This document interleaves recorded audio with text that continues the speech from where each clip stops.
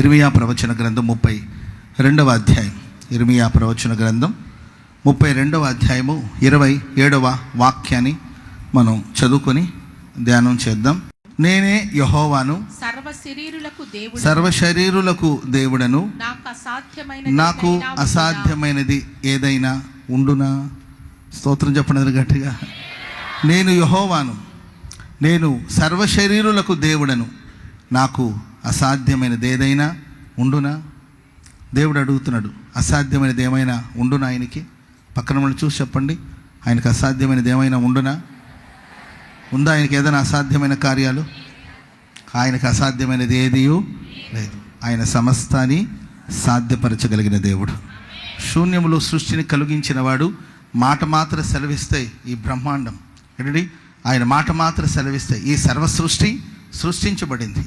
ఆయనకు అసాధ్యమైనది ఏది లేదు. ఆయనకి సమస్తము సాధ్యమే. ఆమె మీదటికి నేను ఇక్కడికి వచ్చినప్పుడు షారా కౌగిటిలో ఒక కుమారుడు ఉంటాడు అని, షారా ఏది షారం ఏది అని అబ్రహాముని అడిగాడు. ఆమె గుడారంలో ఉంటుందయ్యా, సిగ్గెక్కువ ఆమెకి.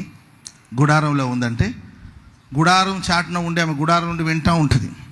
ఆడోళ్ళు దూరంలో ఉన్నారని మనం అనుకుంటాం, కానీ వాళ్ళు ఎంత దూరం ఉన్నా వెంటనే ఉంటారు, ఒక చెవి అట్టేసి ఉంచుంటారు. అబ్రహాము ఏంటండి ఆ త్రిత్వమైన దేవుడు సంభాషించుకుంటున్నప్పుడు మీదటికి మరలా మేము ఇక్కడికి వచ్చినప్పుడు ఖచ్చితంగా ఒక కుమారుడు ఉంటాడు అని మాట్లాడుతుంటే, శరమ ఎక్కడా అని అంటుంటే గుడారపు చాటున ఉండి ఆ వెంటనే ఉంటుంది. మీదటికి మరలా ఇక్కడికి వచ్చినప్పుడు కుమారుడు ఉంటాడని మాట్లాడుతుంటే ఆమె నవ్వుకునేది. ఎందుకంటే అప్పటికి ఆమె దేహం బలహీనం అయిపోయింది. రెడీ, ఆమెకి స్త్రీ ధర్మం ఆగిపోయింది. అబ్రహాము కూడా వృద్ధాప్యంలో ఉన్నాడు. ఇద్దరు ముసలి దంపతులు వాళ్ళు. ఇది ఎలా సాధ్యం? ఏంటి వింతైన మాట, ఇది విచిత్రమైన మాట, ఇది ఎలా సాధ్యం? నేను చాలాసార్లు మీకు విశ్వాసపు పలుకులు కొన్ని చెప్తూ ఉంటాను. మనం విశ్వసించడానికి, నమ్మడానికి. అది ఏంటంటే దేవుని సన్నిధిలో నిలబడి కొన్ని మాటలు చెప్తున్నప్పుడు కొందరికి అది వింతగా ఉంటుంది, కొందరికి విచిత్రంగా ఉంటుంది. అబ్రహాము అంతే అంటుంటాడులే అని అనుకుంటూ ఉంటారు.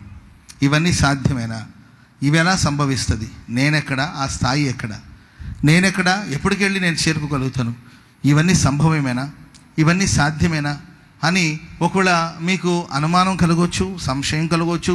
ఆ అనుమానాల నుండి మీకు నవ్వు కూడా రావచ్చు. ఇది ఎలా సాధ్యం? మాట మాత్రం సెలవిస్తే అద్భుతాలు జరుగుతుందా?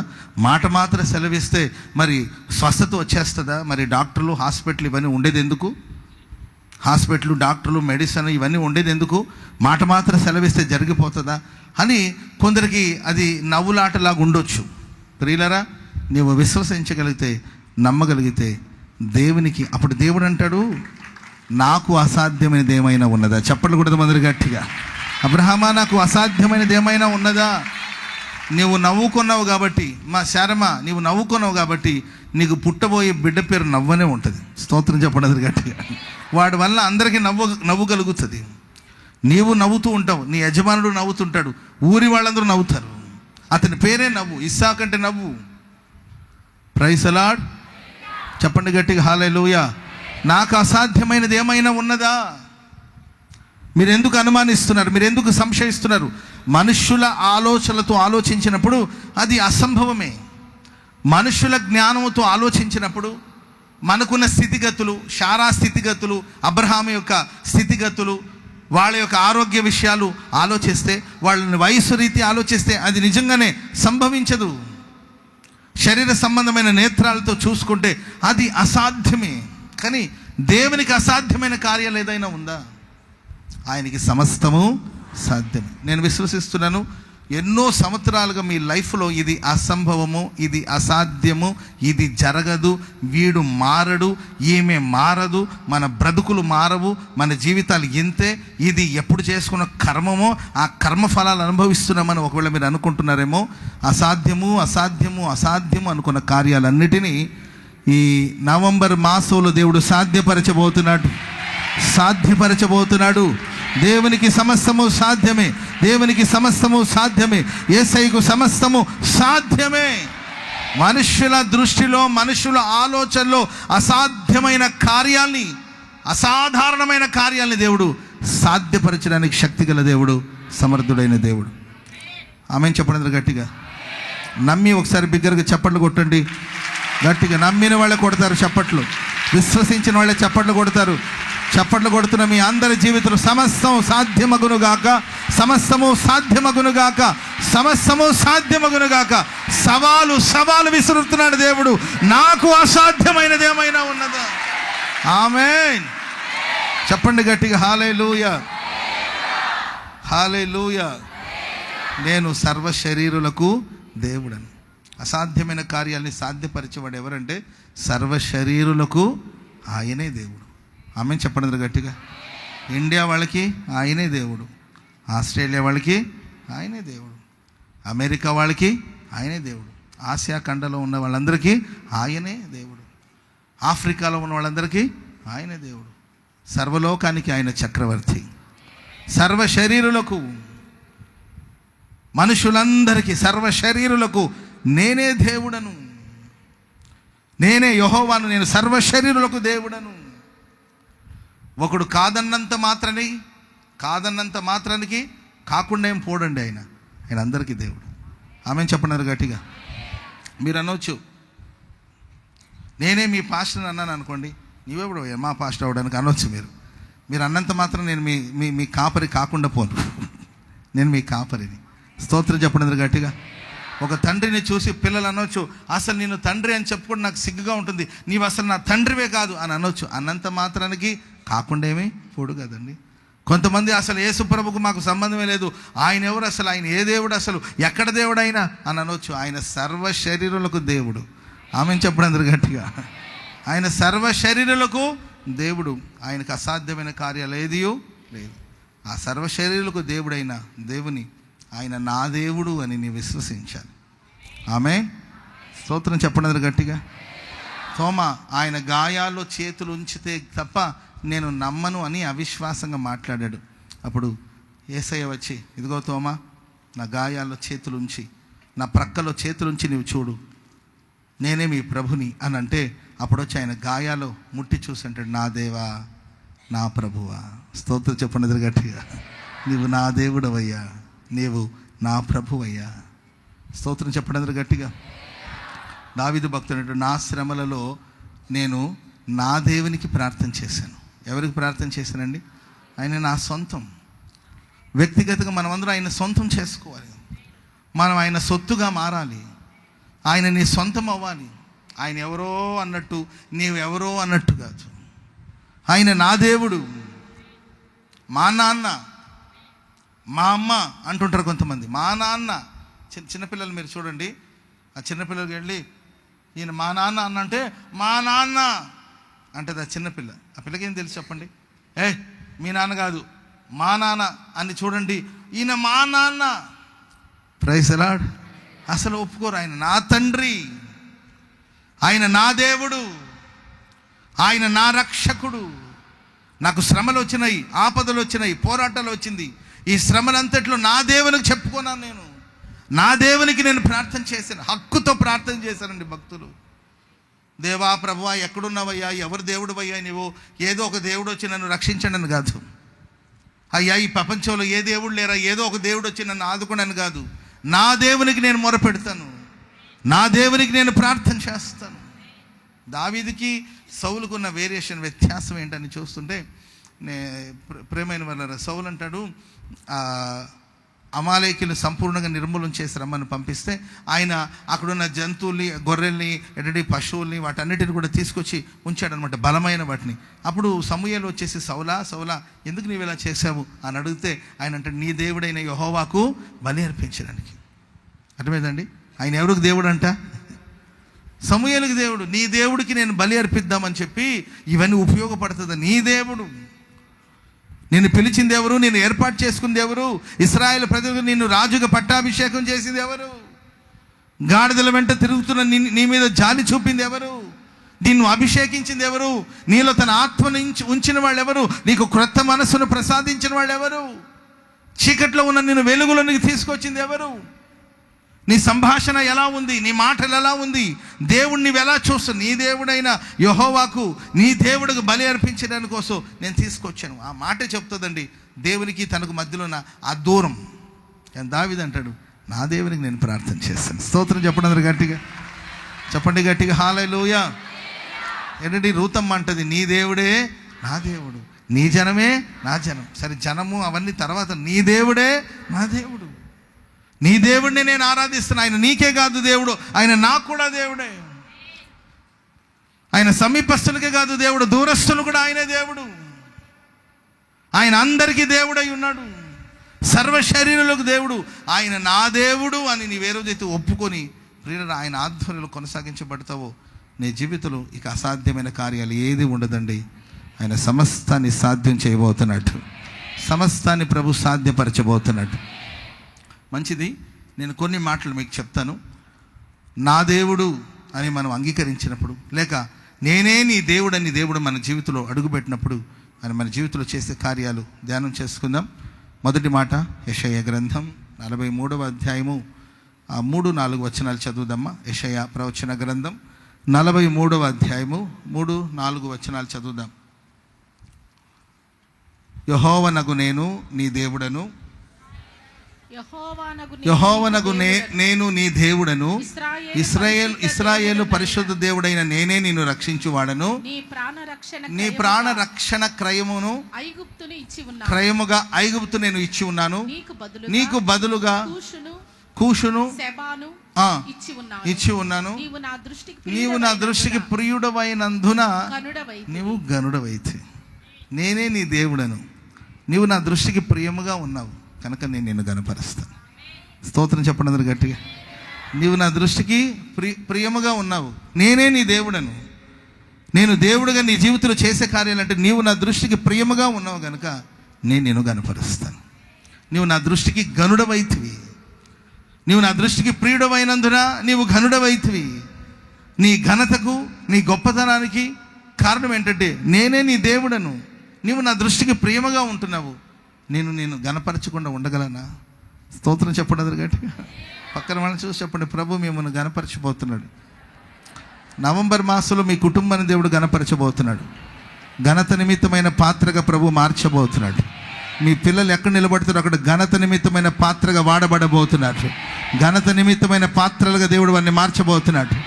దేశం యొక్క ఉన్నత స్థలాల మీదకి దేవుడు ఎక్కించబోతున్నాడు. నిశ్చయముగా మీ పిల్లల్ని దేవుడు గనపరచబోతున్నాడు. అన్ని జనుల మధ్యలో మీ కుటుంబాన్ని దేవుడు గనపరచబోతున్నాడు. నీ దేవుడైన యెహోవా నిన్ను గనపరచబోతున్నాడు. హల్లెలూయా. ఇది ఇప్పుడు క్రికెట్లో ఏంటంటే స్త్రీలకు సంబంధించిన క్రికెట్ ఆడిన జమీమా అనే అమ్మాయి ఆ చక్కని సాక్ష్యం చెప్తుంటే హృదయం ఉల్లాసంతో నిండిపోతుంది. ప్రపంచమంతా చూస్తున్నారండి. ఆ అమ్మాయి దేవుణ్ణి స్తుతిస్తుంది. సాయంకాలము ఏడుపు వచ్చి రాత్రంతా ఉండినను ఉదయమున సంతోషం కలుగుతుంది. నా దేవుడు నేను కాదు పోరాడింది, నేను కాదు ఆడింది, దేవుడే నాకు విజయాన్ని ప్రసాదించాడు. ఆయనకి ఘనత కలుగునుగాక, ఆయనకి ఘనత కలుగునుగాక, ఆయనకి మహిమ కలుగునుగాక. హల్లెలూయా.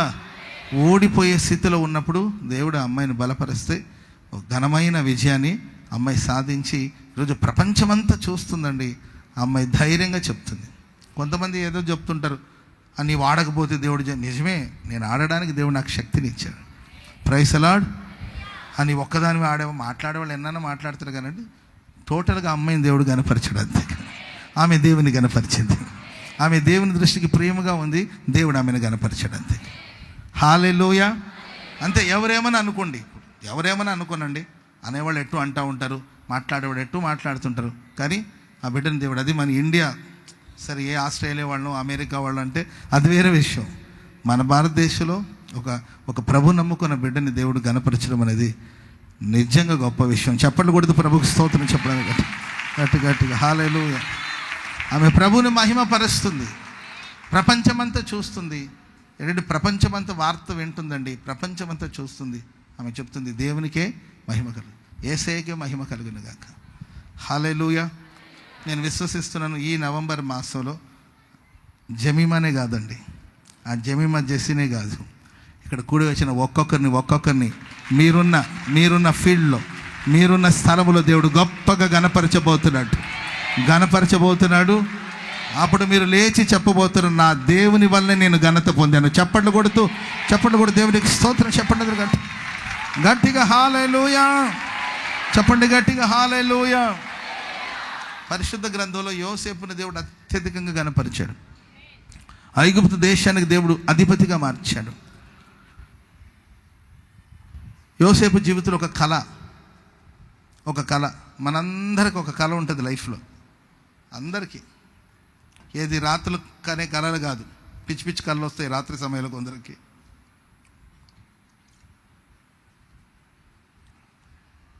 పది సంవత్సరాలు నేను అలాగైపోవాలి, 10 సంవత్సరాలు నేను ఇలాగ అయిపోవాలి, 10 సంవత్సరాల్లో నేను కోట్లకు పడిగెత్తాలి, ఇట్లా ఏదో అనుకుంటుంటారు. ఇది మీ కళలు. నీవు కనే కళ కాదు, నేను కనే కళ కాదండి. మనందరికీ దేవుడు అనుగ్రహించే కళలు, మన పట్ల ఆయనకున్న ప్రణాళిక. ఆ ప్రణాళికను ప్రభు నెరవేర్చును గాక. యోసేపునకు 17 సంవత్సరాల వయసు ఉన్నప్పుడు, వయసు ఎంత అప్పుడు? 17 సంవత్సరాల వయసు ఉన్నప్పుడు ఓ అద్భుతమైన కళ. ఏంటి ఆ కళ? తన పన నిలబడడం, సహోదరులందరి పనులు తనకు సాగిలపడడం, అండ్ సూర్య చంద్ర నక్షత్రాలు ఆయనకి సాగిలపడడం. ఇదొక కళ. Praise the lord. ఈ కళ అతని జీవితంలో ఎప్పుడు నెరవేరింది? తన 17 సంవత్సరాల వయసు ఉన్నప్పుడు కళ వచ్చింది. ఈ కళ ఎప్పుడు నెరవేరింది? 30 సంవత్సరాలు. నెరవేరిందా ఏంటండి? నెరవేరడం అంటే ప్రియులారా, ఆ నెరవేర్పులో ఆయన ప్రవేశించింది 30 సంవత్సరాలకి. స్తోత్రం చెప్పండి అందరూ గట్టిగా. మన కళ ఒక రోజుతో నెరవేరిపోతుంది, ఇంతటితో అభివృద్ధి అనేది, ప్రగతి అనేది ఒక స్టేజ్కి వచ్చి ఆగిపోయేది కాదు. అది కొనసాగించబడుతూనే ఉంటుంది. స్తోత్రం చెప్పండి అందరూ గట్టిగా. 17 సంవత్సరాల వయసు ఉన్నప్పుడు ఒక కళ కన్నాడు ప్రియులారా. ఆ నెరవేర్పులో ఎప్పుడు ఆయన ప్రవేశించాడంటే తనకు 30 సంవత్సరాల వయసు ఉన్నప్పుడు. 17 సంవత్సరాలు ఇచ్చిన కళ నెరవేరడానికి 13 సంవత్సరాలు కావాలా? మధ్యలో 13 years, 13 సంవత్సరాల టైం కావాలా? అంటే కొన్నిసార్లు ప్రియులారా, ఆయన దృష్టికి మనల్ని ప్రభు ప్రియముగా మార్చుకొని ఆ తర్వాత ఆ దర్శనాలను మన జీవితం నెరవేరుస్తాడు. నీ లైఫ్లో కొన్ని ఘనత అనేది ఆలస్యం జరుగుతూ వచ్చిందంటే, ఎప్పుడో నువ్వు ఘనపరచబడాలి, నీకు ఎప్పుడో రావాల ప్రమోషన్, ఎప్పుడో నీకు దొరకాల ఆ రెస్పెక్ట్, ఆ గౌరవం అనేది. కానీ ఆలస్యం అవుతుంది అంటే ప్రభు మన దగ్గర నుండి ఏదో ఎక్స్పెక్ట్ చేస్తున్నాడు, ఎదురు చూస్తున్నాడు, మనం ఆయనకి ప్రియమైన వారిగా మారాలని. యోసేపు చాలా మంచి పిల్లోడా చెడ్డ పిల్లోడా? మంచోడా? గుడ్ బాయా బ్యాడ్ బాయా అండి? చెప్పాలి, మీరు చెప్పండి. గుడ్ బాయా బ్యాడ్ బాయా? ఏంటండి? గుడ్ బాయ్ కదా. మరి గుడ్ బాయ్కి గుడ్ బాయ్ చెప్పొచ్చుగా. ఎందుకు ఆలస్యం అంటే ప్రియులారా, ఆయనకి కళలు రావగానే ఆయన ఏం చేశాడు? ఎవరికి చెప్పాడు? చెప్పాలి, ఎవరికి చెప్పాడు? దేవుడు మనకు కొన్ని దర్శనాలు ఇస్తాడు, కళలు ఇస్తాడు. అవన్నీ కూడా మనసులో పెట్టుకొని మనం ప్రార్థన చేస్తూ ఉండాలి. ఆ చెప్పే దాంట్లో కూడా మనలో గర్వం కనిపించకూడదు. అర్థమైందండి? ప్రభు మనల్ని పిలిచాడు, దేవుడు నన్ను పిలిచాడు. నువ్వు చెప్పాల్సిన అవసరం లేదు. పిలిచాడు కాబట్టి అబ్రాహాము గారిని ఇక్కడ ప్రభు నిలబెట్టాడు, అంతే. ప్రభు మిమ్మల్ని పిలిచాడు కాబట్టి ఇక్కడ కూర్చుండబెట్టాడు. అక్కడ కూడా మనం మన సాక్ష్యం చెప్పేటప్పుడు కూడా ఎక్కడ గర్వం కనిపించకూడదు. అన్నలందరికీ అనవసరంగా వాళ్ళని రెచ్చగొట్టడం ఎందుకని చెప్పండి. దేవుడు నీకు ఒక కళ ఇచ్చాడు, దాన్ని మనసులో పెట్టుకొని ప్రార్థన చేస్తూ ఉండు. ఆ తగిన సమయం వచ్చినప్పుడు దేవుడు ఆ కళలు నీ జీవితం నెరవేరుస్తాడు. అన్నలకు వెళ్ళి చెప్తున్నాడు, నాకు అసలే వాళ్ళ నాన్న ఒక కలర్ఫుల్ డ్రెస్ కుట్టించాడు ఒకటి, ఆ రంగురంగు చొక్కాయి చూసి అప్పటికే కడుపు మండుతుంది వాళ్ళకి. ఎందుకండి కుళ్ళుకుంటున్న వాళ్ళ దగ్గర మనం ఎందుకు మరలా బిల్డప్ ఇవ్వడం చెప్పండి. మనసులో పెట్టుకో, దేవుడికి ఇచ్చిన ప్రత్యక్షత దేవుడు నెరవేరుస్తాడు. అప్పుడు ప్రతి నోరు ఒప్పుకుంటుంది, ప్రతి వాళ్ళు ఆ రోజు సాగిల పడతారు. నేను ముందుగానే అందరూ నాకు సాగిల పడతారు. మీరందరూ అన్నయ్య నీవు నాకు దండం పెట్టాలి, కొంచెం మోకాళ్ళ నొప్పి లేకుండా చూసుకో. చిన్నన్నయ్య నీవు కూడా నాకు సాగిల పడతావంట, నువ్వు కొంచెం మోకాళ్ళ నొప్పి లేకుండా చూసుకో. ఓ చిన్నన్నయ్య నీవు కూడా మరి నాకు సాగిల పడాలి. ఇవన్నీ ఈ అతిశయం కూడా మనలో ఉండకూడదు. Praise the lord. అతిశయం అనే అభిప్రాయాలు బయట పెట్టకూడదు. అక్కడ కూడా అతిశయం ఉండకూడదండి. అందుకొరకే దేవుడి 13 సంవత్సరాల సమయంలో యోసేపుని నలగొట్టి సరిచేసి ప్రేమైన వాళ్ళరా ఆయన్ని తనకు ప్రియముగా ప్రభు మార్చుకొని ఆ ప్రియమైన స్వభావాన్ని దేవుడు అనుగ్రహించి ఆ తర్వాత యోసేపుని దేవుడు బహుగా గనపరిచాడు. ఆమె ఒక మనిషి మనసులో ఉన్న మాట మనం తెలుసుకోవాలంటే ఏం చేయాలి చెప్పండి చూద్దాం. ఒక వ్యక్తి ఉన్నాడు, అతని మనసులో ఉన్న మాట తెలుసుకోవాలి. Praise lord. మీకు ఒక వర్క్ ఇస్తున్నాను నేను. ఏంటండి, ఒక మనిషి అతని మనసులో ఉండేది, మనిషి మనసులో ఉన్నది ఎవరు తెలుసుకోగలుగుతారు చెప్పండి? ఎవరు మనసులో ఏముందో మనకు తెలియదు. తెలుసుకోగలుగుతామా? ఒక మనిషి యొక్క మనసులో ఉన్న సంగతిని మనం తెలుసుకోవాలంటే ఏం చేయాలి తెలుసండి? ఆయన దగ్గర కొద్దిసేపు మాట్లాడితే చాలు. ఆ లోపల ఉన్నది, గుండెలో ఉండేది ఆగదు, అంతేకా. కొంతమంది అందుకే సైలెంట్గా ఉంటారు. అందుకే మౌని జ్ఞాని అని ఎందుకంటారు తెలుసండి? ఎక్కడ నా గుండెలో ఉన్నది బయట వాళ్ళకి తెలిసిపోతుందని మౌనంగా. అస్సలు మనం నోరే తెరవరండి. నీవెంతసేపు మాట్లాడినా మన బలహీనతలని వాళ్ళకి చెప్పుకోవడమే తప్ప వాళ్ళు అస్సలు ఓపెన్ అవ్వరు కొంతమంది. అందుకే మౌని జ్ఞాని అన్నారు. ఒక వ్యక్తి యొక్క మనసులో ఉన్న సంగతి మనం తెలుసుకోవాలంటే అతను మాట్లాడనివ్వండి. మాట్లాడగా ఆయన గుండెలో ఉన్నవన్నీ కూడా బయటకు వచ్చేస్తుంది. ప్రియులరా, మన మాటల్లో కూడా మన అతిశయాన్ని కనపరచకూడదు. ఒకవేళ నీవు దైవభక్తి కలిగిన వాడే కావచ్చు, నీవు పరిశుద్ధుడివే కావచ్చు. కొంతమందికి పరిశుద్ధతను గురించిన గర్వం. నేను పరిశుద్ధునండి, నేను పవిత్రునండి, నాలాంటి పరిశుద్ధుడు ఎవడునండి, నేను నిర్దోషినండి, నేను గొప్పవాడిని, అవి కూడా వద్దు. నేను గొప్ప ప్రార్థనా పరుడండి, వద్దు, అది కూడా అతిశయమే. కాస్ట్లీ కారు కొన్నవా, సైలెంట్గా వేసుకొని తిరుగుతూ ఉంటారు. అంతేగాని కాస్ట్లీ కారు వేసుకొచ్చి, అర్థమైందండి, జనమంతా చూస్తున్నారా చూడు ఈ కారు చూస్తున్నారా అని చెప్పుంటే, అవునన్నా అందరూ చూస్తున్నారంటే ఇంకా కాసేపాకు ఇంకా రాని అందరు, అర్థమైందండి. ఇంకా వాళ్ళు కుళ్ళుకుంటూ ఉంటారు, అర్థమైందండి. దేవుడు నిన్ను గనపరిచాడు, దాగి ఉండంతే. Praise the lord. ఒక మంచి ఇల్లు కట్టుకున్నావు. ఎవరి కోసం కట్టినట్టు ఇల్లు? నీవు ఒక ఇల్లు కట్టుకున్నారు. ఏమ్మా, నీవు ఒక ఇల్లు కట్టుకున్నావు. ఎవరి కోసం కట్టావు చెప్పండి? ఎవరి కోసం కట్టావు? నీ కోసం, నీ పిల్లల కోసం, మీరు సుఖంగా ఉండాలి, మీరు విలాసవంతంగా ఉండాలని కట్టుకున్నావు. అంతవరకు ఓకే, శుభ్రంగా దాంట్లో ప్రశాంతంగా ఉండండి, అంతే తప్ప ఊరందరిని పోగు చేస్తారు. నీవు రావాలక్క, నువ్వు రావాల్సింది, అసలు నీవు చూడాల్సింది అని చెప్పి వాళ్ళందరిని పిలిచి వచ్చిన వాళ్ళందరూ పళ్ళు పటా పటా పటా కొరికి, ఏంటండి అసలు ఇంత పెద్ద ఇల్లు కట్టిందా, ఇంత పెద్ద ఇల్లు కట్టిందా, దేనికి ఇంత ఇల్లు అని వాళ్ళు కుళ్ళుకొని కుళ్ళుకొని కుళ్ళుకొని కుళ్ళుకొని కుళ్ళుకొని, అర్థమైందండి. తింటానే ఉంటారు, కుళ్ళుకుంటూనే ఉంటారు, తింటానే ఉంటారు. నేను ఈ హౌస్ డెడికేషన్ ప్రేయర్కి వెళ్ళినప్పుడు చూస్తానంటే కొంతమంది ఉంటారు, మమ్మల్ని ఏదో ఒక రూమ్లో భోజనం పెట్టుంటారు, మాకు గదిలో భోజనం పెట్టుంటారు. రిబన్ కట్ చేసాము, లోపలికి వెళ్ళాము, ప్రేయర్ చేసాము, అయిపోయింది. అన్న మీరు భోజనం చేయండి అన్న, ఈ గదిలో మీకు ఏసీ ఉంటుంది, ఇక్కడ కూర్చొని భోజనం చేయండి అన్న, ఈ ఒక్క గదిలోనే ఏసీ ఉంది, మీరు ఇక్కడ కూర్చోండి అని చెప్పి మాకు అక్కడ ఒక బల్లేసి భోజనం పెట్టుంటారా. వాళ్ళ రిలేటివ్స్, ఫ్రెండ్స్ వాళ్ళందరూ వస్తారు. వచ్చి ప్రతి గదిలోకి వచ్చేసి చూస్తే ఏం తెలుస్తుంది చెప్పండి? ఆ గదిలో కనీసం ఈ ఫర్నిచర్స్ కానీ ఏం ఉండదు, చిన్న గది. ఇంకో గదిలోకి వెళ్తారు. నేను గమనిస్తూ ఉంటాను, వచ్చారా సరే బయట నుండి ఇల్లు చూసుకున్నారా, సరే హాల్లోకి వచ్చారా, ప్రేయర్ చేసుకుని వెళ్ళారు. ప్రతి గది వెళ్ళి మళ్ళీ బాత్రూమ్ డోర్ తీసి ఇట్లా, బాత్రూమ్ డోర్ తీస్తే లోపల ఏముంటుందండి? ఏముంటుంది చెప్పండి? అందరు బాత్రూంలో ఉండేవి కదా, ఇట్లా డోర్ తీసి సగం లోపలికి వెళ్ళి, సరే బాత్రూంలోకైనా వెళ్ళొస్తే సరే, ఏదో పని మీద వెళ్ళొచ్చారు అనుకోవచ్చు, ఇట్లా డోర్ తీసి లోపలికి వెళ్ళి ఇటు పోతూ ఉంటారు. ప్రేమైన వాళ్ళరా, దేవుడు నీకు ప్రత్యక్షతలు ఇవ్వచ్చు, నీకు పరిశుద్ధతని ఇవ్వచ్చు, దేవుడు నిన్ను గణపరచవచ్చు, నీకు ఇల్లు వాకిళ్ళు ఇవ్వచ్చు, నిన్ను దేవుడు గొప్పగా ఆశీర్వదించవచ్చు. ఎక్కడ అతిశయానికి నీవు చోటు ఇవ్వద్దు. Praise the lord. మా అన్నదమ్ముళ్ళు ఎందరో ఉన్నప్పటికీ దేవుడు నాకే ఇచ్చాడని అక్కడ కూడా అతిశయం చూపించవద్దు. ఆ అతిశయాన్ని అంతా దేవుడు పోగొట్టడానికి కోసమే. Praise the lord. యోసేపునకు 13 సంవత్సరాలు పోరాటాలు, శ్రమలు, కష్టాలు, ఏంటంటే నిందలు, అవమానాలు, వీటన్నిటిలో దేవుడు అతన్ని తనకు ప్రియముగా ప్రభు మార్చుకొని, నీవు నా దృష్టికి ప్రియుడైనందున నేను నిన్ను కనపరిచాను. స్తోత్రం చెప్పండి అందరు గట్టిగా. ఈ అతిశయాన్ని మనం జయించాలి, ఈ అతిశయాన్ని మనం జయించాలి. ఒక రాజుగారు ఉన్నారు. ఆయన ఒకరోజు ఎక్కడ ఒక స్లమ్ ఏరియాలో తిరుగుతున్నప్పుడు అక్కడ ఒక అమ్మాయిని చూశాడు. మిమ్మల్ని చూడమని నేను అనట్లా. స్లమ్లో ఒక అమ్మాయిని చూశాడు, ఆ అమ్మాయిని ఇష్టపడ్డాడు, అమ్మాయిని పెళ్లి చేసుకోవాలనుకున్నాడు.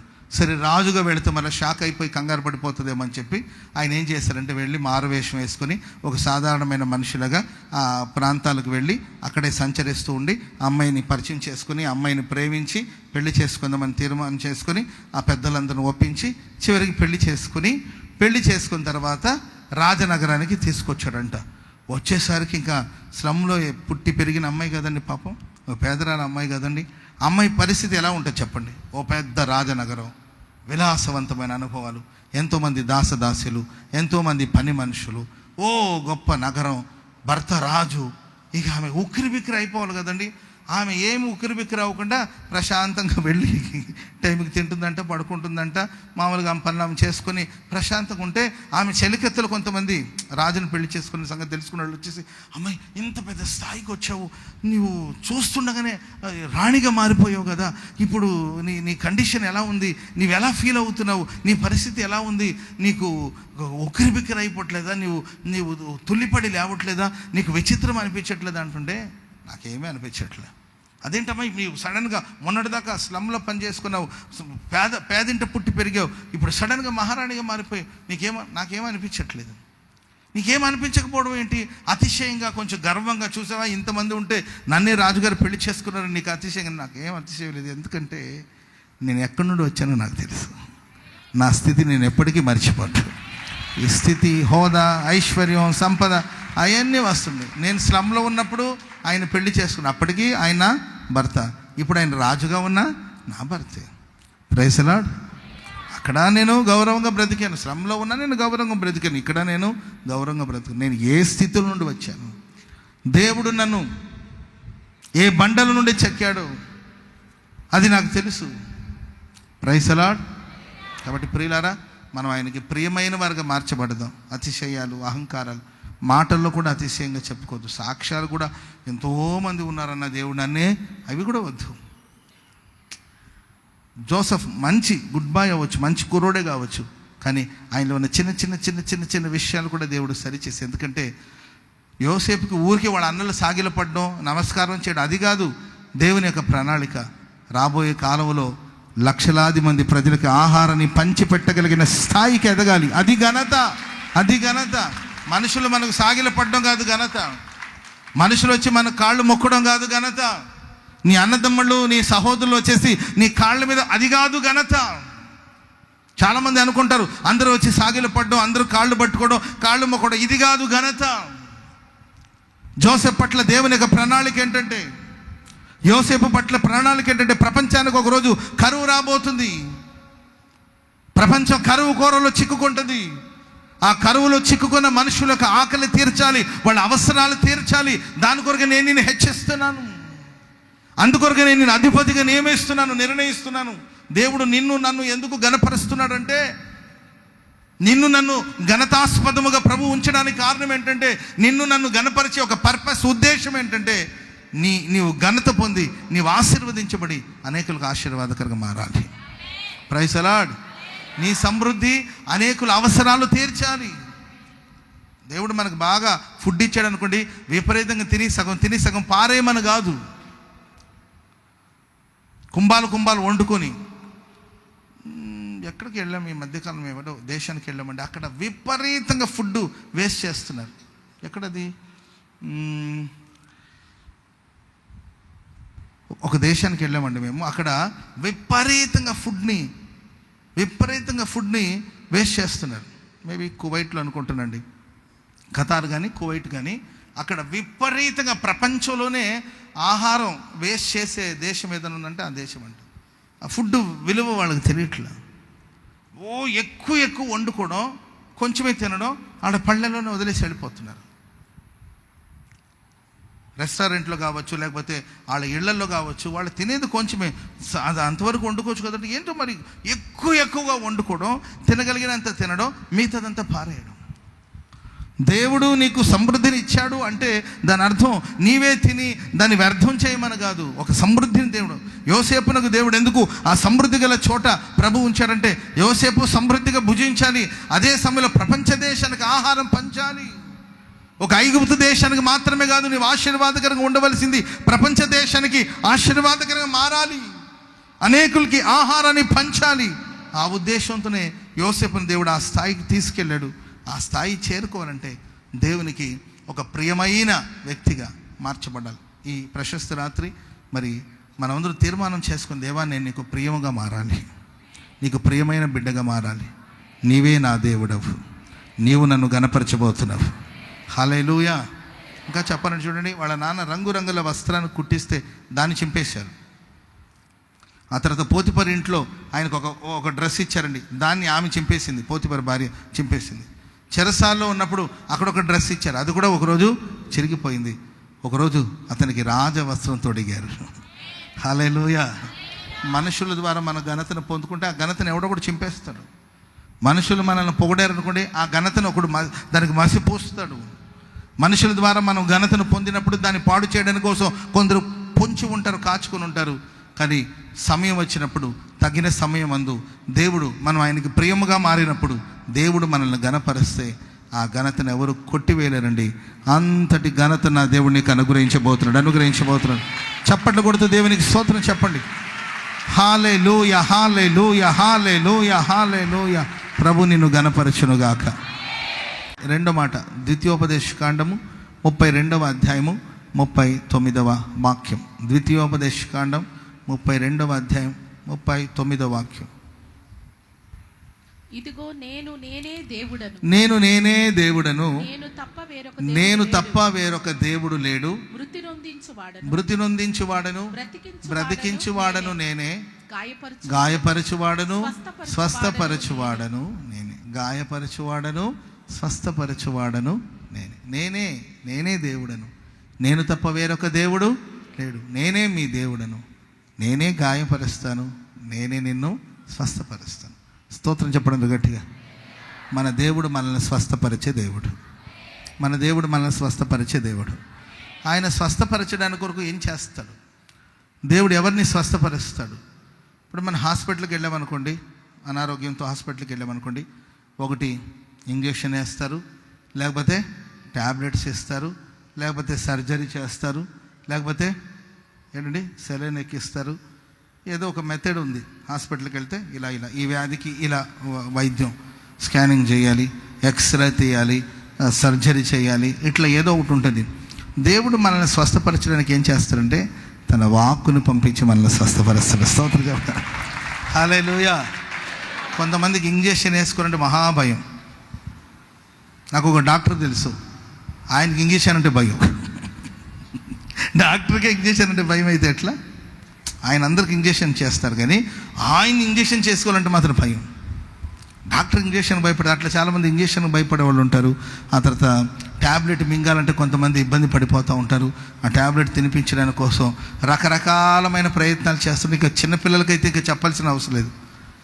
ఏంటండి, ఎవరికో ఏంటండి టానికే కదండి, ఎవరికో టానిక్ చూడ చిన్న పాపకు టానిక్ తాకిపిద్దామని చెప్పి ఆ పాపకి అంటుంటే ఈ పాప ఆ అన్నమ్మా అంటే ఈ పాప అంటుంటుంది. ఆ పాపకు టానిక్ తాకిస్తూ ఈ పాపకు తాకిపించేస్తారు. ఎన్నో కష్టాలు పడితే కానీ కష్టం కొంతమందికి. ట్యాబ్లెట్ మింగడం, ఆ తర్వాత టానిక్లు తాగడం, ఆ తర్వాత సర్జరీ అంటే చాలు కొంతమంది ఇట్లా సర్జరీకి వెళ్ళాలని ఇట్లా వెళ్ళిపోతుంటే డాక్టర్లు అంటారు, సార్ కొంచెం మీరు కూల్గా ఉండండి, అది పెద్ద సర్జరీ ఏం కాదు, అది చాలా చిన్న సర్జరీ అంటారు. ఇట్లా బిగుసుకోపోతారు. అయ్యో బీపీ పెరిగిపోతుంది, మీరు ఇలా బీపీ పెంచేసుకుంటే మీకు ఎలా సర్జరీ చేయాలి, కొంచెం కూల్ అంటారు. చిన్నదే అంటారు, కానీ ఇంతే 2 కుట్లు అంటారు, కానీ 60 కుట్లు అంటారు. సరే, అది వేరే విషయం. కానీ మనం ఆరాధిస్తున్న దేవుడు మనకి సర్జరీ ఇవన్నీ లేకుండా వాక్కును పంపిస్తాడు. ఆ వాక్యం మనల్ని స్వస్థపరుస్తుంది. వాక్యం స్వస్థపరుస్తుంది. స్తోత్రం చెప్పండి అందరూ గట్టిగా. సామెతల గ్రంథం 4వ అధ్యాయం 20-21 వచనం చదవండి. సామెతలు 4వ అధ్యాయం 20-21. నా కుమారుడా నా మాటలను ఆలకింపుము. బాబు, నా మాటలన్నీ ఆలకించు.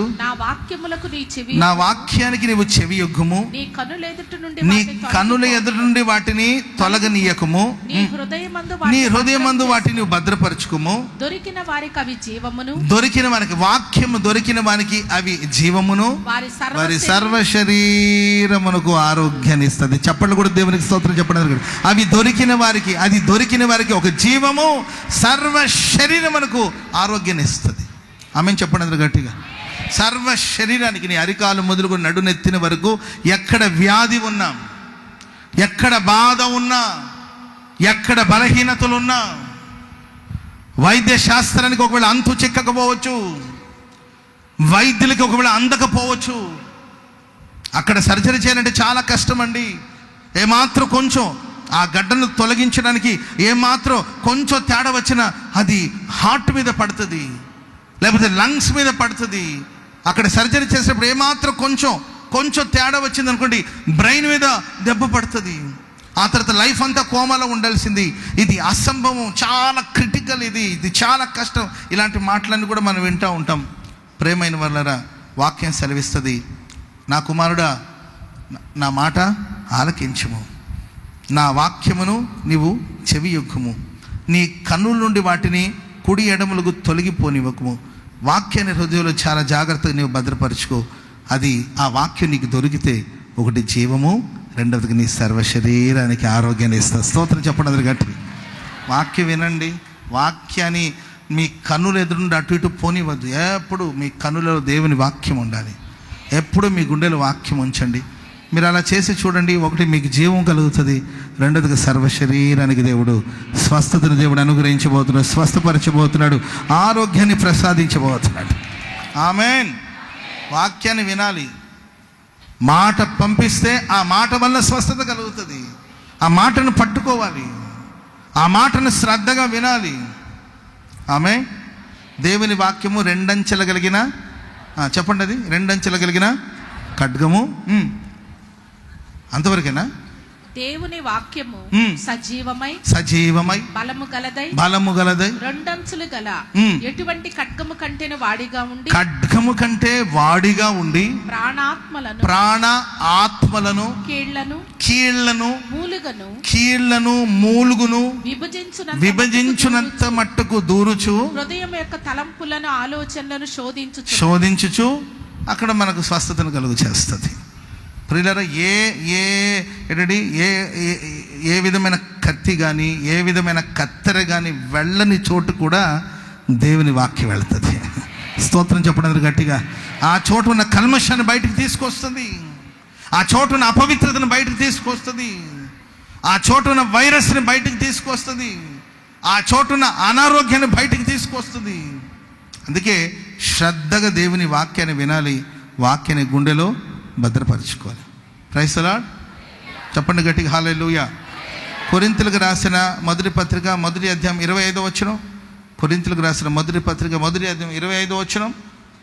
దేవుని వెర్రితనము మనుషుల జ్ఞానము కంటే జ్ఞానము గల. దేవుని వెర్రితనం.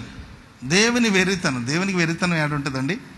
దేవుని ఒకవేళ వెర్రితనం లాగా అనిపించిన, దేవుని వెర్రితనము మనుషుల జ్ఞానము కంటే జ్ఞానము కలదు. కొన్నిసార్లు దేవుడు మనల్ని నడిపించే మార్గం కొన్నిసార్లు వెర్రితనంగా ఉంటుంది. తలలు పైకెత్తి వినండి. ప్రభువు చెప్పే మాటలు కొన్నిసార్లు మరి వెర్రితనంగా ఉంటుంది. Praise the lord. ఆ నయోమన్ అనే వాడికి కుష్ఠవ్యాధి. ఆయన తిన్నగా చిన్నది చెప్పింది అనమాట. షోమ్రోన్ పట్టణంలో ఒక ప్రవక్త ఉన్నాడు, ఆయన దగ్గరికి వెళ్తే ఆయన స్వస్థపరుస్తాడని చెప్తే రాజు దగ్గరికి వెళ్ళి అనుమతి తీసుకొని మొత్తం మీద అక్కడ రాజుకి, ఇశ్రాయేల్ దేశపు రాజుకి కబురు పంపిస్తే, నేనెక్కడి నుండి స్వస్థపరిచేది, అనవసరమైన గొడవలు రేపడానికి కాదా అని అంటుంటే, ఎలీషాకి విషయం తెలుసుకొని ముందు నా దగ్గర పంపించు, నువ్వేం కంగారు పడాల్సిన అవసరం, నా దగ్గర పంపించు. ఇశ్రాయేల్ దేశంలో ఒక ప్రవక్త ఉన్నాడని సంగతి నీకు తెలీదా? షోమ్రోన్ పట్టణంలో ఒక ప్రవక్త ఉన్నాడని సంగతి తెలీదా నీకు? ఆధారపడవలసిన అవసరం, నా దగ్గర పంపించండి. Praise the lord. హల్లెలూయా. సరే, పాపం ఆయన రథం ఎక్కి బట్టలు తీసుకొని, ఒట్టి చేత్తో రారు కదండి, స్వీట్లు ఏంటండి, మిక్చర్లు, ఆ తర్వాత ఫ్రూట్స్ అవన్నీ తీసుకొని దైవ సేవకుని కలవాలి కాబట్టి వెండి బంగారము విలువైన వస్త్రాలు అవన్నీ కూడా రథంలో పెట్టుకుని ఆయన కలవడానికి వచ్చాడు. వస్తే కనీసం ఆ ప్రవక్త బయట కూడా రాకుండా యోర్దాను నదిలో వెళ్ళి 7 సార్లు మునుగమని చెప్పాడు. ఆయనకి పిచ్చి కోపం వచ్చింది. ఏమైనా వెర్రితనమా? యోర్దాను నదిలో మునిగితే, యోర్దాను నది ఏమైనా అంత పవిత్రమైన నదియా? అలా అనుకుంటే మా దేశంలో నదులు లేవా? మా దేశంలో ఇంతకన్నా గొప్ప నదులు ఉన్నాయి. అక్కడున్న నదులు కావని, అక్కడున్న వాళ్ళందరూ కాదని నేను ఇంత దూరం వస్తే అసలు యోర్దాను నదిలో మునుగమంటాడేంటి? అది మునిగేది నేనే మునిగెళ్తాను కదా, మళ్ళీ ఇంత దూరం వచ్చేసి మళ్ళీ యోర్దాను నదిలో మునగడం అంటే ఏంటి అని దేవుని నడిపింపు, దేవుని మాటలు కొన్నిసార్లు మనకు వెర్రితనంగా అనిపించవచ్చేమో, కానీ దేవుని వెర్రితనం మనుషుల జ్ఞానం కంటే గొప్పది. కనుక దేవుని మాటలు ఇదెందుకు అదెందుకు అని ప్రశ్నించొద్దు. దేవుని వాక్యాన్ని గుండెలో దాచుకో. వాక్యం నీకు ఏదైతే చెప్తుందో దాన్ని చెయ్యండి, వాక్యానుసారంగా బ్రతకండి. ఆ వాక్యమే మనల్ని స్వస్థపరుస్తుంది. ఆ వాక్యమే దేవుడు, దేవుడే వాక్యం. ఆయన వాక్యాన్ని పంపించినప్పుడు దాన్ని చెవి యొగ్గండి, శ్రద్ధగా వాక్యాన్ని వినండి, వాక్యాన్ని చదవండి, వాక్యాన్ని గుండెలు దాచుకోండి. ఎవరి గుండెలు సమృద్ధి అయిన వాక్యం ఉంటుందో వాళ్ళ సర్వ శరీరాన్ని దేవుడు ఆరోగ్యాన్ని ప్రసాదిస్తాడు. హల్లెలూయా. మనం కొంతమంది ప్రార్థన చేయడానికి వెళ్తాం, అన్న ప్రార్థన చేస్తాను ఏం కాదులేనంటే, అన్న షుగర్ వచ్చేసి 450 ఉందన్న, బీపీ మామూలుగా ఎంత ఉండాలంటే 130/80 ఉండాలన్నా, నాకు వచ్చేసి 100/200 ఉందన్న. సర్లేమ్మా ఏం కంగారు పడదు, సర్లే బ్రదర్ ఏం కాదులే నేను ప్రార్థన చేస్తానంటే, కిడ్నీలో స్టోన్ ఉందన్న, ఆ స్టోన్ వచ్చేసి ఏనో చెప్తుంటారు, ఇంత ఉంటే అది మెడిసిన్ కరిగిపోతుందన్న, కానీ అంతకన్నా పెద్ద స్టోన్ ఉందంట, అది అడ్డంగా ఉందంట, దాన్ని పగలగొట్టాలంటే అమ్మ ఇవన్నీ ఎందుకు నాన్న, ఇవన్నీ ఎందుకు బ్రదర్, నేను ప్రార్థన మీరు చెయ్యండి అన్న, మీరు ప్రార్థన చేయండి, కిడ్నీలో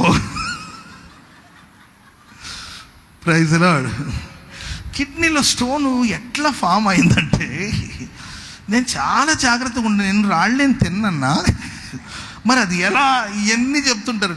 డాక్టర్ చెప్పే రిపోర్ట్ ఉంటుంది పాపం. హార్ట్లో అన్న, నా హార్ట్ చాలా మంచిదన్న, మా ఆయన నన్ను స్వీట్ హార్ట్ అంటుంటాడు, నా హార్ట్ మంచిదే కానన్నా, మొన్న నేను ఒక మ్యారేజ్కి వెళ్ళానన్నా, అక్కడ స్వీట్స్ ఎక్కువ తిన్నట్టున్నాను, అందుకొనికి గుండెకి వెళ్ళి రక్తనాళాలు ఉంటాయి కదనా, దాంట్లో ఫ్యాట్ పేరుకున్నట్టుంది, ఇప్పుడు అవంతా కరగాలి, దానికోసం ఫిష్ ఆయిల్ ఇచ్చారు నాకు. ఎందుకు చెప్తున్నామా, నీవు రిపోర్ట్ కాదు చూడాల్సింది దేవుని వైపు చూడాలి.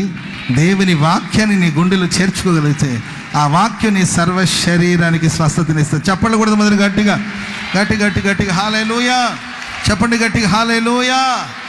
ఎన్నో వైద్యుల దగ్గరికి వెళ్ళి, ఎన్నో వైద్యుల చేత, ఎన్నో వైద్య శాస్త్రం మీద ఆధారపడింది, ఎంతోమంది వైద్యుల చేత తిప్పలబడింది ఆమె. ఒకసారి నిజంగా హాస్పిటల్లో కొందరు పడుతున్న బాధలు చూస్తుంటే నరకంలాగా ఉంటుందండి. మనం ఎవరిని కంప్లైంట్ చేయలేం కానండి, వాళ్ళ పని వాళ్ళు చేయాలి. హాస్పిటల్ వాళ్ళని మనం ఏం చెప్పలేము, ఎందుకంటే రోజుకు ఒక పేషెంట్, రోజుకు ఒకరు చనిపోతుంటారండి. అక్కడ మనిషి చనిపోతుంటే మనందరూ ఏడుస్తుంటే వాళ్ళు అక్కడ సమోసాలు తింటూ ఉంటారు.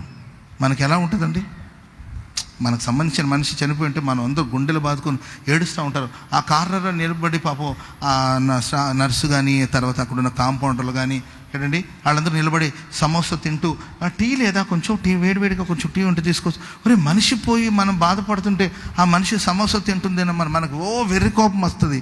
వాళ్ళు ఏమంటారు, అవునండి మాకు రోజుకు ఒక మనిషి పోతుంటారు, మేము ప్రతి మనిషి దగ్గర ఏడుస్తూ ఉంటే మరి మా అమ్మను కూడా మేము చూసుకోవాలి కదా, మేము సమోసాలు తినాలి కదా, మరి సమోసా అమ్మేవాళ్ళు కూడా బతకాలి కదండి.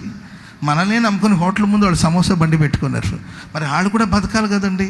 నేను సమోసా తింటాను కదండి వాళ్ళు బతికేది, వాళ్ళ పిల్లల్ని చదివించేది, ఇది పెద్ద బెల్ట్ అండి, చైన్ అండి ఇది అంటారు.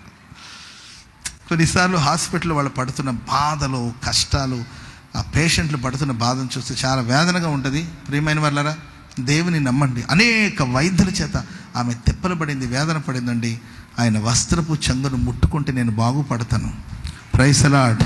ఆయన వస్త్రపు చెంగు నేను ముట్టుకుంటే బాగుపడతాను తనలో తను అనుకోండి. నా ప్రభు నన్ను స్వస్థపరుస్తాడని నమ్మండి. ఆయన వాక్యం నా సర్వ శరీరానికి ఆరోగ్యాన్ని ఇస్తుందని నమ్మండి. ఆయన వాక్యం వల్ల నాకు స్వస్థత కలుగుతుందని నమ్మండి. ఆయన వాక్కును పంపి నన్ను స్వస్థపరుస్తాడని నమ్మండి. ఆ వాక్యమే మనల్ని స్వస్థపరుస్తుంది. అందుకే ఎక్కువ వాక్యం చదవండి, విశ్వాసపు వాక్యం. పనికిమాల మాటలన్నీ చాలా చెబుతుంటారు. క్యాన్సర్కి మెడిసినే లేదు అని అంటున్నారు. ఎస్, లోకరీతి చూస్తే లేదు, క్యాన్సర్కి మెడిసిన్ లేదు, కానీ దేవుని వాక్యం అనే మెడిసిన్ ఉందండి. చెప్పలు కూడా మొదలు గట్టిగా నిజమే. డాక్టర్లు వాళ్ళకి తెలిసిందని వాళ్ళు చెప్తారు మెడిసిన్ లేదు, కానీ దేవుని వాక్యం చెప్తుంది. ఆయన వాక్యాన్ని నువ్వు శ్రద్ధగా వినగలిగితే, వాక్యాన్ని నీవు చెవి యొగ్గి ఆలకించగలిగితే, వాక్యాన్ని నీవు గుండెలో దాచుకోగలిగితే, వాక్యం ఎల్లప్పుడూ నీ కన్నులలో ప్రదర్శించబడగలిగితే నీకు జీవం కలుగుతుంది, నీ సర్వ శరీరానికి ఆరోగ్యాన్ని ఇస్తుంది.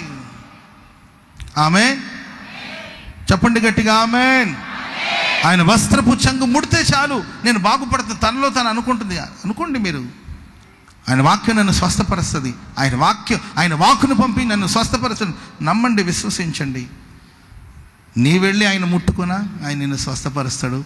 ఆయన వచ్చి నిన్ను ముట్టుకున్నా నీకు స్వస్థత కలుగుతుంది. ఎలాగైనా పర్వాలేదు ప్రభు, నీవు నన్ను ముట్టుకుంటావా? ముట్టుకో ప్రభు. ఒకవేళ నీవు నన్ను ముట్టుకోకపోయినా పర్వాలేదు, నేనైనా వచ్చి నీ వస్త్రపు చంగు నేను ముట్టుకుంటాను. హల్లెలూయా. వైద్యులు చేయలేని కార్యాలు ఆమె జీవితంలో దేవుడు జరిగించాడు. Praise the lord. సంవత్సరాలు ఎన్నైనా కావచ్చు, 38 సంవత్సరాలు. ఎన్ని సంవత్సరాలు అండి? 38 సంవత్సరాలు. దేవుడు ఆయన్ని స్వస్థపరచలేదా? 18 సంవత్సరాల నడు వంగిపోయిన స్త్రీ దేవుడు స్వస్థపరిచడా లేదా? 12 సంవత్సరాల నుండి రక్తస్రావంతో బాధపడుతున్న స్త్రీ స్వస్థత పొందిందా లేదా? ఎంతకాలం అవుని, అయ్యో ముందే వచ్చి ఉంటే బాగుండేది కదా. యాక్సిడెంట్ అడావుడికి హాస్పిటల్కి తీసుకెళ్తే, అయ్యో ఇప్పుడు వచ్చారేంటండి, ఒక అరగంట ముందు వచ్చి ఉంటే బతుకు. యాక్సిడెంట్ అయ్యి అరగంట ముందు ఎలా వస్తాం? సమయం లేదు, టైం అయిపోయింది, ముందే తీసుకొచ్చుంటే బాగుంటుంది. అసలు ఇలా జరిగిన వెంటనే పారాలిసిస్ వచ్చిన వెంటనే తీసుకొచ్చుంటే ఒక ఇంజెక్షన్ ఉండేదండి, అది వేస్తే బాగుపడేవాళ్ళు. మీరు ఇప్పటివరకు ఎందుకు ఆలస్యం చేస్తారు? లేట్ అయిపోయింది, ఆలస్యం అయిపోయింది, ఇక మా చేయి దాటిపోయిందని ఎన్నో చెప్పొచ్చు లోకస్తులు. వాళ్ళకున్న జ్ఞానాన్ని బట్టి, వాళ్ళకున్న తెలివిని బట్టి, వాళ్ళ దగ్గర మెడిసిన్ బట్టి వాళ్ళు ఎన్నైనా చెప్పొచ్చు. కానీ మనం ఆరాధిస్తాం. అది 12 ఏళ్ళు కానీ, అది 18 సంవత్సరాలు కానీ, అది 38 సంవత్సరాలు కానీ, స్వస్థపరచడానికి శక్తిగల దేవుడు ఆయన వాక్కును నీ ఎద్దుకు పంపబోతున్నాడు. వాక్కును పంపించబోతున్నాడు. తన మాటల్ని ఎద్దుకు దేవుడు పంపించబోతున్నాడు. నీవు శ్రద్ధగా దేవుని మాట ఆలకించగలిగితే నీ దేవుడైన యెహోవా నిన్ను స్వస్థపరచబోతున్నాడు. నీ దేవుడైన యెహోవా నిన్ను స్వస్థపరచబోతున్నాడు. నీ దేవుడైన యెహోవా నిన్ను బాగు చేయబోతున్నాడు. ఆయన పొందిన గాయాలను స్వస్థగలదు. ఆమేన్. హల్లెలూయా. ఒక్కొక్క మాట చెప్పి నేను ముగిస్తాను. ఆదికాండం 46వ అధ్యాయము 3వ వాక్యం. ఆదికాండం 46వ అధ్యాయం 3వ వాక్యం. ఆయన నేనే దేవుడను, తండ్రి దేవుడను. ఐగుప్తునకు వెళ్ళుటకు నువ్వు భయపడవద్దు, అక్కడ నేను నిన్ను గొప్ప జనముగా చేస్తాను. ఐగుప్తునకు నేను నీతో కూడా వస్తాను. అంతేకాదు నిశ్చయముగా నిన్ను తిరిగి తీసుకొని వస్తాను. స్తోత్రం చెప్పండి గట్టిగా. నేనే నీ దేవుడని, నీ తండ్రి దేవుడని నేను. ఐగుప్తు వెళ్ళుటకు నువ్వు భయపడవద్దు, అక్కడ నేను నిన్ను గొప్ప జనముగా చేస్తాను. ఐగుప్తునకు నీతో పాటు నేను వస్తాను, తిరిగి నేనే నిన్ను తీసుకొస్తాను. మన జీవితాల్లో ఏదో ఒక కార్యం చేయాలనుకున్నప్పుడు మనం నడిచిన మార్గాన్ని బట్టి కావచ్చు, లేకపోతే ఇతరులు మనకు చెప్పిన దాన్ని బట్టి కావచ్చు, గుండె లోతులో ఒక భయం ఉంటుంది. అంత అనుకూలంగా అనిపిస్తుంది, అంత మంచిగా అనిపిస్తుంది. యోసేపు ఐగుప్తు దేశాన్ని ఏలుబడి చేస్తుండనే వార్త విన్నాడు. అండ్ అక్కడ నుండి బండ్లు పంపించాడు, ఫుడ్ పంపించాడు, అక్కడ యోసేపు ఉన్నాడు, అంత ఓకే అని అనిపించినప్పుడు కూడా ఎక్కడో ఆయన మనసులో భయం ఉంది. Praise the lord. పాస్పోర్ట్ వచ్చేసింది, వీసా కూడా వచ్చేసింది. ఏంటంటే అమెరికానో, ఆస్ట్రేలియానో, లేకపోతే కెనడానో వెళ్ళాలి. కానీ ఎక్కడో మనసులో ఒక తెలియని భయం. ఎందుకంటే అమెరికాలో ఉన్న వాళ్ళందరూ ఇప్పటికీ రావద్దు అంటుంటారు కొంతమంది. నీకు అక్కడ సెట్ అవ్వలా, నాకు సెట్ అవ్వచ్చుగా, అంతే కదండి. Praise the lord. నీకు అది నీకు అనుకున్నా, అయ్యో అమెరికాలో మనం ఉండలేమండి, నా మాట వినండి, దయచేసి ఇక్కడికి రావద్దు అంటుంటారు కొంతమంది. అర్థమైందండి? అమ్మ నీకు అక్కడ అనుకూలంగా లేదేమో, ఇంకొకరికి అనుకూలంగా ఉండొచ్చుగా. అయ్యో ఇక్కడ ప్రైజ్ ది లార్డ్. మన ఒక అక్క ఉంది ఇక్కడ, మేబీ వచ్చే ఉంటుంది. అమెరికా వెళ్ళినప్పుడు అక్కడ నుండి ఫోన్ చేసి ఏడ్చేది, అయ్యా నేను ఇక్కడ ఉండలేకపోతున్నాను, అయ్యా ఉండలేకపోతున్నాను పాప బాధపడుతూ ఉండేది. వాళ్ళ అమ్మాయి అక్కడ ఉండేది, వాళ్ళ అమ్మాయి కోసం వెళ్ళారు, పాప ఏడుస్తూ ఉండేది ఫోన్ చేసి, అయ్యా నేను అక్క ఉండలేకపోయింది. వాళ్ళ అమ్మాయి ఉంది అక్కడ. ఏంటంటే అక్కడ వివాహం చేసుకొని వెళ్ళింది, భర్త ఉన్నాడు, పిల్లలు ఉన్నారు, వాళ్ళు ఉన్నారు అక్కడ. Praise the lord. హల్లెలూయా. అంటే ఏదో మొత్తం మీద ఎవరో మనకు చెప్పిన దాన్ని బట్టి కావచ్చు, లేకపోతే మనం ఆ మార్గంలో వెళ్ళిన దాన్ని బట్టి ఐగుప్తు అంటేనే ఒక భయం. ఏంటి ఐగుప్తుని గురించిన భయం అంటే, ఇంత క్రితం వాళ్ళ తాత, ఎవరు తాత యాకోబు, చెప్పాలి, క్రిస్మస్ తాత కాదు, ఎవరు తాత? యాకోబు వాళ్ళ తాత ఎవరు? అబ్రహాం. ఎవరండి? అది మీకు తెలిసింది, అబ్రహాము. ఏంటండి? అబ్రహాము కరువు వచ్చినప్పుడు ఐగుప్తు దేశానికి వెళ్ళాడు. అక్కడ వాళ్ళ తాతకి వాళ్ళ నానమ్మకి వచ్చిన కష్టాలు, శ్రమలు అవన్నీ తెలుసు. అతను అక్కడుండి ఆయన తీసుకొచ్చిన వాళ్ళు, వాళ్ళ ద్వారా కలిగిన సమస్యలు ఇవన్నీ కూడా తాతయ్య యాకోబుకి చాలా సంగతి. నేను ఐగుప్తు దేశానికి వెళ్ళాను ఒకప్పుడు, అమ్మో అక్కడ మన మెదలనేవరా బాబు, అందుకే నేను మీ నాన్న కూడా నేను ఐగుప్తు దేశానికి వద్దని చెప్పాను, పంపలేదు, ఎందుకంటే నేను వెళ్ళి అక్కడ చాలా నష్టపోయాను. ఇట్లా కొందరి అనుభవాలు కావచ్చు, లేకపోతే మనం వెళ్ళొచ్చిన విధానాలు కావచ్చు, ఆ చోటుకు వచ్చేసరికి కొంతమందికి ఇప్పటికీ చీకటి అంటే భయం. చీకటి అంటే భయం. ఇంట్లో ఎవరు లేనప్పుడు ఆ రూమ్లో లైట్లన్నీ ఆపారు, అక్కడికి వెళ్ళరమ్మని చూద్దాం. ఇల్లు నీదేగా, నీ ఇల్లే. ఆ కార్నర్లో ఒక రూమ్ ఉంటుంది, అక్కడ లైట్లు అన్నీ బంద్ చేశారు. లేకపోతే సడన్గా కరెంట్ పోయింది, అగ్గిపెట్టె కొవ్వొత్తి అక్కడ ఉంది, సెల్ ఫోన్ కూడా అక్కడ ఉంది, పోయి తీసుకురమ్మంటే ఇప్పుడు నీకు వయసు 40 ఏళ్ళు, ఈ వయసులో కూడా నువ్వు వెళ్ళాలంటే వెళ్ళలేవు. చీకట్లో ఏముంది చెప్పండి? అంటే మనకు చిన్నప్పుడు అమ్మ కావచ్చు, నానమ్మ కావచ్చు, లేకపోతే ఎవరు చీకట్లోకి వెళ్ళొద్దు బూచోడు ఉంటాడని. కనీసం అమ్మైనా చూసిందా బూచోడు అంటే? ఆమె చూసి ఉండదు. అమ్మకి ఎవరు చెప్పుంటారు? అమ్మమ్మ చెప్పుంటుంది, అమ్మాయి చీకట్లోకి వెళ్ళొద్దు బూచోడు ఉంటాడంటే ఆ బూచోడు సబ్జెక్టు ఒక తరతరాలకు వచ్చి ఉంటుంది. ఈ అనుభవాన్ని బట్టి అక్కడికి వెళ్ళాలంటేనే భయం. Praise the lord. ఎవరో అనుభవాలు కావచ్చు, లేకపోతే ఎవరో చెప్పిన రిపోర్ట్ని బట్టి కావచ్చు, ఎవరో చెప్పిన అనుభవాన్ని బట్టి కావచ్చు, ఐగుప్తుకు వెళ్ళాలంటేనే ఒక భయం, కలవరం. అందుకే దేవుని సన్నిధికి వెళ్ళి ప్రార్థన చేసి, దేవుడు అన్నాడు, ఐగుప్తుకు వెళ్ళడానికి నీవెందుకు భయపడతావు? నీ భయపడద్దు, ఆ ఐగుప్తులేని నేను గొప్ప జనముగా చేయబోతున్నాను. చెప్పలు కూడా మొదలు గట్టిగా. ఇప్పటి వరకు నీవు దేని గురించి భయపడుతూ వచ్చావో అదే చోట దేవుడు నిన్ను నిలబెట్టి గొప్ప జనముగా ప్రభు మార్చబోతున్నాడు. గొప్ప జనముగా ప్రభు మార్చబోతున్నాడు. ఏ విషయం నిన్ను పట్టి పీడిస్తుందో అదే విషయంలో దేవుడు నిన్ను బలమైన వ్యక్తిగా ప్రభు మార్చబోతున్నాడు. బలమైన జనముగా ప్రభు మార్చబోతున్నాడు. ప్రభువా, మరి నీ బలమైన జనముగా మారుస్తా, ఓకే, కానీ నాకు వెళ్ళాలంటే ధైర్యం కావాలంటే, నీకు ధైర్యం లేదా, నేను వస్తా.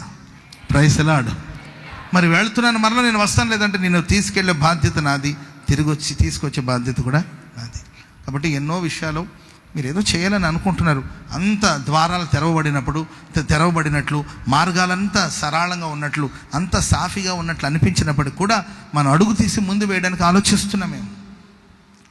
చాలామంది వ్యాపారంలో ఇన్వెస్ట్ చేసి మోసపోయారు. చూసుకొని మనం అడుగు వేద్దామని కంగారు పడాల్సిన అవసరం లేదు.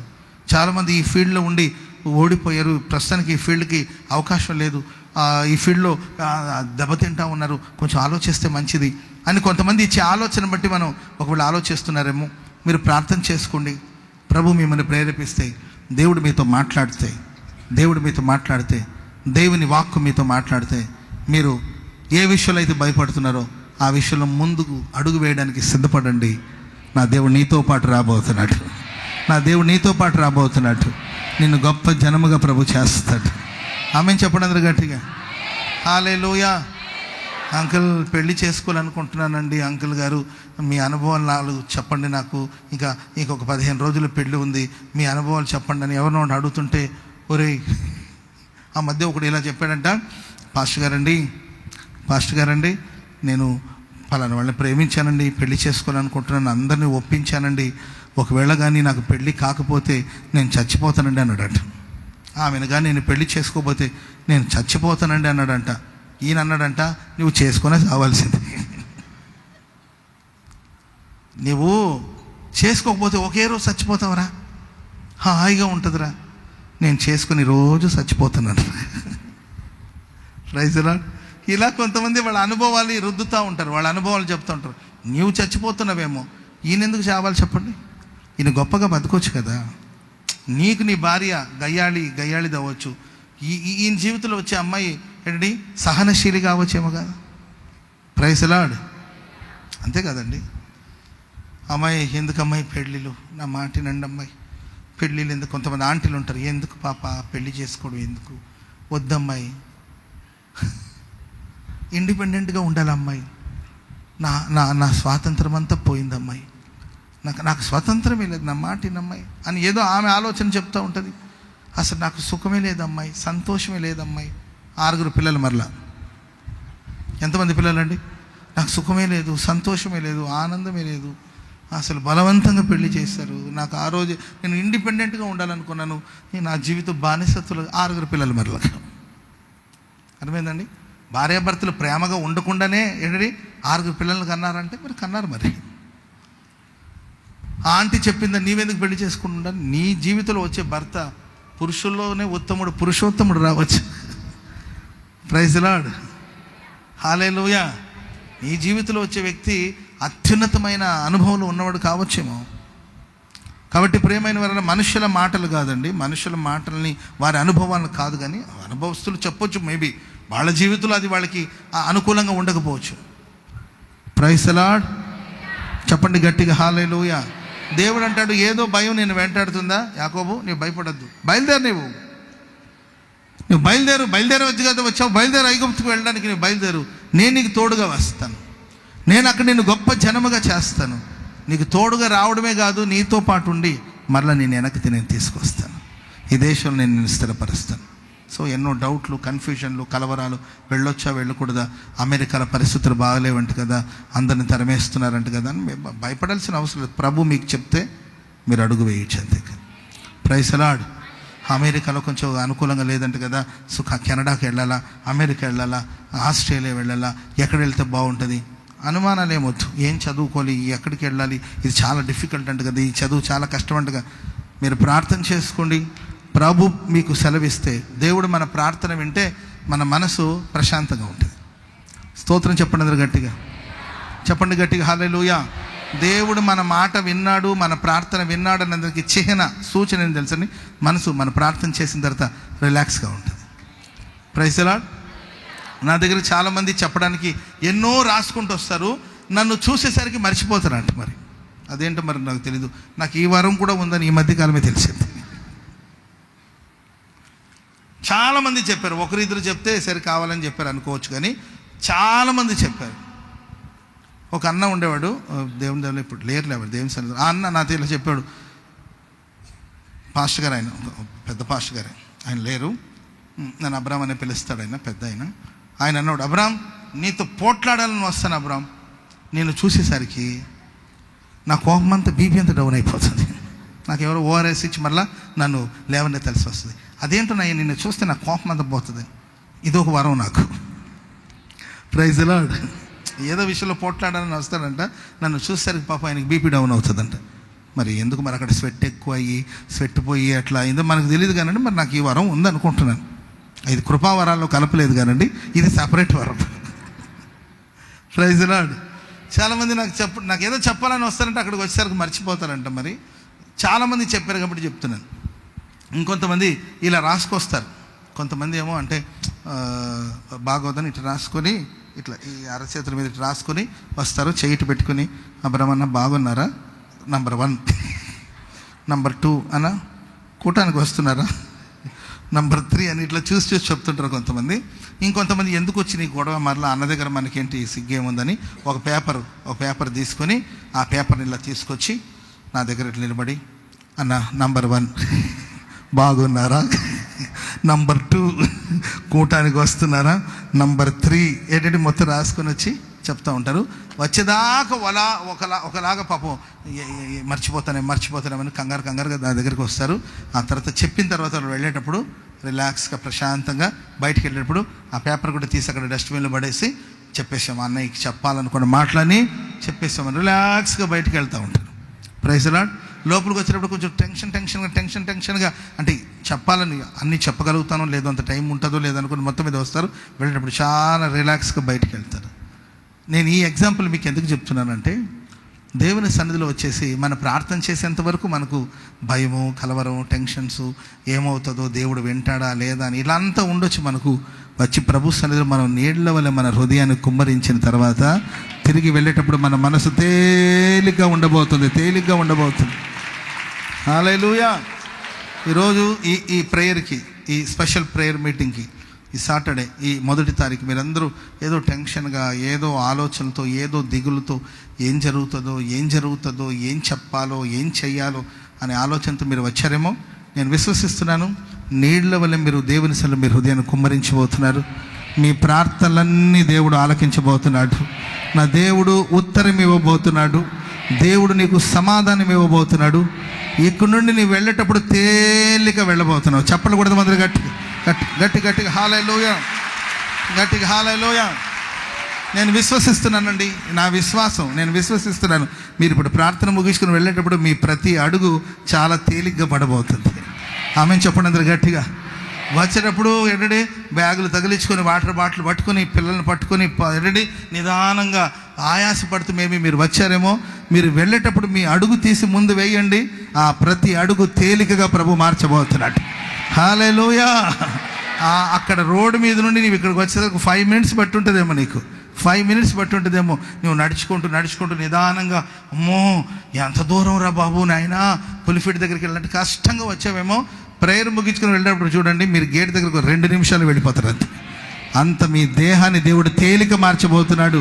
మీ ఆలోచనలన్నిటిని తేలికగా ప్రభు మార్చబోతున్నాడు. మీలో ఉన్న బరువంతటిని దేవుడు తొలగించబోతున్నాడు. మీ భారమంతా దేవుడు మోయబోతున్నాడు. హల్లెలూయా.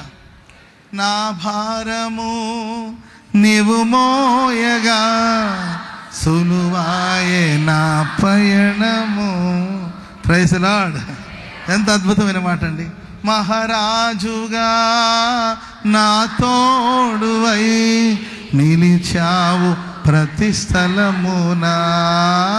నా భారము నీవు మోయగా సులువాయ నా పయనము. స్తోత్రం చెప్పండి అందరు గట్టిగా. హల్లెలూయా, హల్లెలూయా. మహారాజుగా దేవుడు ప్రతి స్థలంలో మీతో పాటు ఉండబోతున్నాడు. ఇక మీ ప్రయాణం మీకు భారం కాదండి.